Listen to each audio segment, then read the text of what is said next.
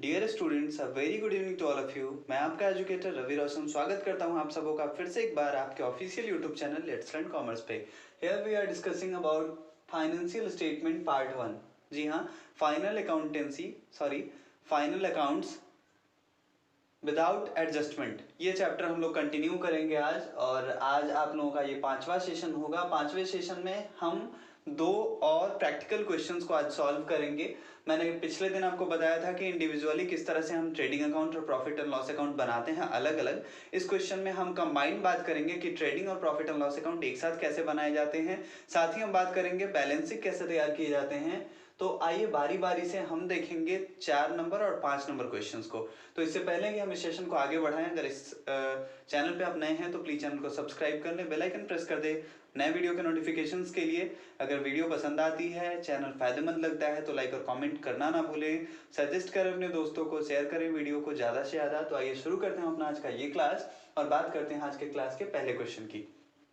तो first of all you have to read the full question with patience. आपको सबसे पहले पूरे पेशेंस के साथ क्वेश्चन को रीड आउट करना है। क्वेश्चन है आपका, prepare trading account, profit and loss account and balance sheet for mister J and company. Mister J and company का कुछ ब्यौरा आपके सामने गिवन है और आपसे कहा गया कि आप ट्रेडिंग अकाउंट बनाएंगे, प्रॉफिट एंड लॉस अकाउंट बनाएंगे और बैलेंस शीट बनाएंगे। तो हालांकि मैंने जो आप पिछले क्लास में हम लोगों ने जो सीखा था individually how shall we find out gross profit by preparing trading account and how shall we find out net profit by preparing profit and loss account. तो यहाँ भी वैसे भी आप बना सकते हैं, आप इंडिविजुअली भी बना सकते हैं, लेकिन हम यहाँ पे आज बात करने जा रहे हैं कि कंबाइंड करके ट्रेडिंग अकाउंट को और प्रॉफिट एंड लॉस अकाउंट को दोनों को कंबाइंड करके किस तरह से एक साथ बनाते हैं और किस तरह से दोनों एक साथ प्रोसीड होता है। तो क्वेश्चन सबसे पहले पढ़ लेते हैं। क्वेश्चन में आपका कैपिटल अकाउंट का क्रेडिट बैलेंस है 3,60,000। तो यहाँ पे CR लिख दिया। बहुत बच्चे ये देख के कंफ्यूज कर जाएंगे कि CR क्यों लिख दिया। मैं आपको जब पढ़ाया था मैंने कैपिटल अकाउंट और एसेट्स अकाउंट के बारे में, तो मैंने आपसे कहा था कि ये हम लोग बात कर रहे हैं जब हम 3 गोल्डन रूल्स की बात कर रहे थे। उसी समय मैंने आपको बताया था आपको कि कैपिटल अकाउंट जितने भी होते हैं और जितनी भी लाइबिलिटीज होती हैं उन सबका बैलेंस क्रेडिट ही होता है। तो इसीलिए क्रेडिट बैलेंस लिखा है अगर, तो आपको परेशान होने की जरूरत नहीं है। नॉर्मल ट्रीटमेंट जैसे कैपिटल का होता है वैसे हम बैलेंस शीट में इसका कर लेंगे। आगे बढ़ेंगे, आगे देखते हैं। मशीनरी है 70,000 का इसके पास, सेल्स इसने किया 8,20,000 का, परचेज भी है इनका 4 लाख का, सेल्स रिटर्न है 10,000 का, ओपनिंग स्टॉक क्वेश्चन में गिवन है 1 लाख रुपीज का, ड्राइंग है इनका 40,000 का, वेजेस है 1 लाख का, कैरिज इनवर्ड है 5,000 का, सैलरीज है 60,000, जनरल एक्सपेंसेस इन्होंने किए हैं 20,000 के, rent 50,000, purchase return 5,000, debtors 3 lakh, cash 40 lakh, carriage out 20,000, advertisement 20,000, creditors 50,000 and closing stock 2 lakh. ध्यान देने वाली बात क्या है क्वेश्चन में, सो देखिए। क्वेश्चन में एक टर्म आपको और परेशान कर सकता है, कैरिज आउटवर्ड और कैरिज इनवर्ड। तो कैरिज इनवर्ड को आपको डायरेक्ट एक्सपेंसेस मानना है। जब हम परचेज करते हैं रॉ मटेरियल को तो मंगवाने का, ट्रांसपोर्टेशन का जो खर्चा होता है उसको कैरिज इनवर्ड के नाम से जानते हैं। ये बातें मैंने आपको पिछले क्लास में भी बताई थी। तो कैरिज इनवर्ड को आप डायरेक्ट एक्सपेंसेस मान के लेके जाएंगे कहाँ पे, डायरेक्ट एक्सपेंसेस मान के कहाँ पे लेके जाएंगे, ट्रेडिंग अकाउंट में। ओके। और ये जो कैरिज आउटवर्ड लिखा है, ये जब आप सेल्स करते हैं तो सेल्स के समय जो आप फैसिलिटी देते हैं या उसके लिए जो आपको कैरिज पे करना पड़ता है, उसके लिए जो आप ट्रांसपोर्टेशन फी पे करते हैं, तो उसी के लिए कैरिज आउटवर्ड जो है ये हमारा इनडायरेक्ट एक्सपेंसेस है, जिसको हम लेके जाएंगे कहाँ पे, we put it in profit and loss account. Got it. तो ये था हमारा 2 टॉपिक जो आपको परेशान कर सकता है।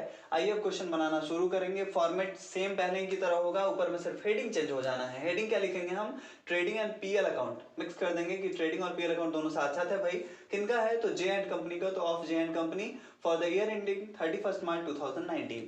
क्वेश्चन कैसे सॉल्व करते हैं, तो ट्रेडिंग अकाउंट जैसे आप बनाते थे पहले बस वैसे ही बनाना है आपको। सबसे पहला काम है हमारा ओपनिंग स्टॉक मेंशन करना।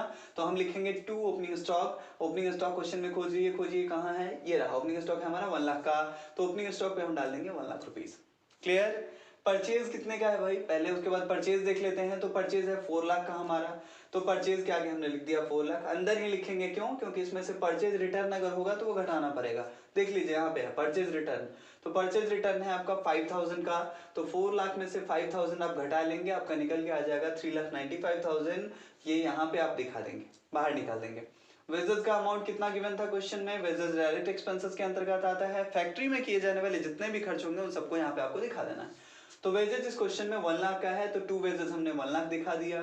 कैरिज इनवार्ड मैंने अभी अभी आपको कहा कि कैरिज इनवार्ड को आपको डायरेक्ट एक्सपेंसेस मान के ट्रेडिंग अकाउंट में लेके जाना है, तो कैरिज इनवार्ड भी हमारा 5000 का था, हमने शो कर दिया इसे। और अब आते हैं क्रेडिट साइड में। क्रेडिट साइड में सेल्स लिखा जाता है और उसके बाद क्लोजिंग स्टॉक लिखा जाता है। तो सबसे पहले सेल्स को खोज लीजिए आप। सेल्स यहाँ पे, हाँ यहाँ पे है 8,20,000 का, तो बाई सेल्स इसको भी हम अंदर में यहाँ पे लिखेंगे 8,20,000। लेस आप कर लेंगे इसमें से सेल्स रिटर्न को, जो क्वेश्चन में गिवन है क्लियरली। सेल्स रिटर्न यहाँ पे है 10,000 का, तो 8,20,000 में से जब आप 20,000 घटाएंगे you will get 8,10,000 and we put it here 8,20,000 in credit column amount 8,10,000 हमने पुट कर दिया। अब क्लोजिंग स्टॉक क्वेश्चन में यहाँ गिवन है, क्लोजिंग स्टॉक 2 लाख का था, तो बाई क्लोजिंग स्टॉक हमने 2 लाख यहाँ पे दिखा दिया। ट्रेडिंग अकाउंट का काम हम कर चुके हैं, ट्रेडिंग अकाउंट में और कुछ करने को अब नहीं रहा। अब क्या करेंगे हम, तो टोटलिंग करेंगे और बैलेंसिंग करेंगे। टोटलिंग करते हैं पहले, इधर का टोटल 8,10,000 एंड 2 लाख 10,10,000। इधर का देखते हैं 1 लाख 3,95,000 495 हो गया। 495 में 1 लाख और ऐड कर दीजिए 595 हो गया, और ये 5 लाख और ऐड, सॉरी 5,000 और ऐड कर दीजिए, तो 595 में आप 5 और ऐड करेंगे तो ये बन जाएगा 6 लाख। ओके, तो you have credit balance of 10,10,000 and the debit balance is only 6.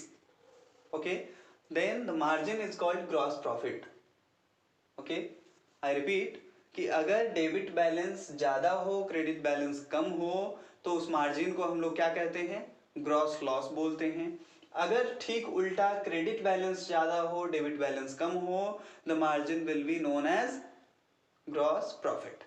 Right, चलिए, तो ग्रॉस प्रॉफिट को हमने यहाँ पे निकालना है। ग्रॉस प्रॉफिट कैसे निकालेंगे, तो अभी हमने टोटलिंग किया था, अब हम बैलेंसिंग करेंगे।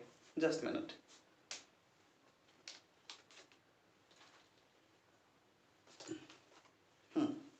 चलिए, जगह तो है नहीं बोर्ड पे, चलिए हम यहाँ कर लेते हैं, मिटा लेंगे फिर। ये क्रेडिट अमाउंट था हमारे कितने का भाई, तो क्रेडिट था हमारे पास 10,10,000 का। डेबिट बैलेंस कितने का है हमारे पास, तो debit balance you have only 6 lakh. तो जब डेबिट बैलेंस कम है तो डेफिनेटली ग्रॉस प्रॉफिट हुआ होगा। कितने का अंतर आ रहा है दोनों को, घटाइएगा तो आपका निकल के आएगा 4,10,000 का।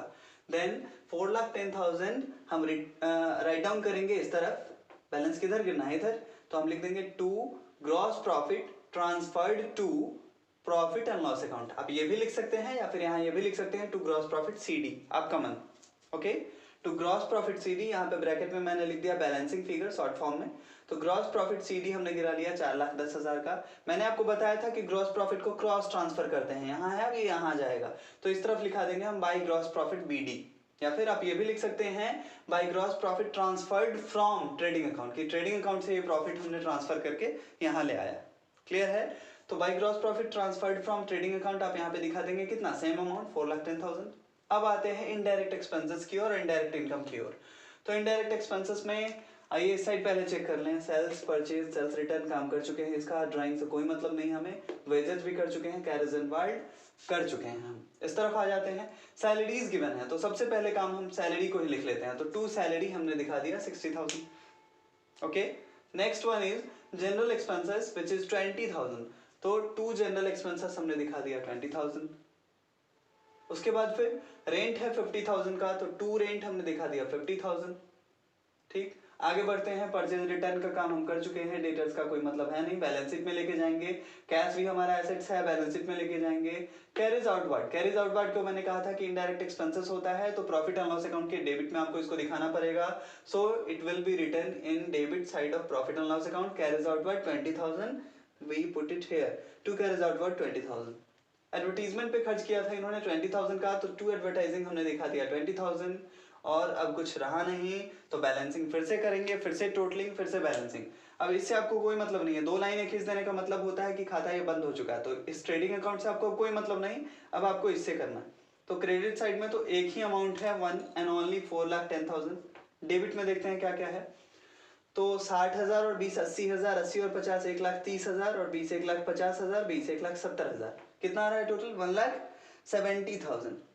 तो फिर से सेम कंडीशन आ गया आपका। इसके बारे में भी मैंने आपको कहा था कि अगर प्रॉफिट एंड लॉस अकाउंट का क्रेडिट बैलेंस ज़्यादा हो, डेबिट कम हो, तो अंतर की राशि को हम नेट प्रॉफिट के नाम से जानते हैं।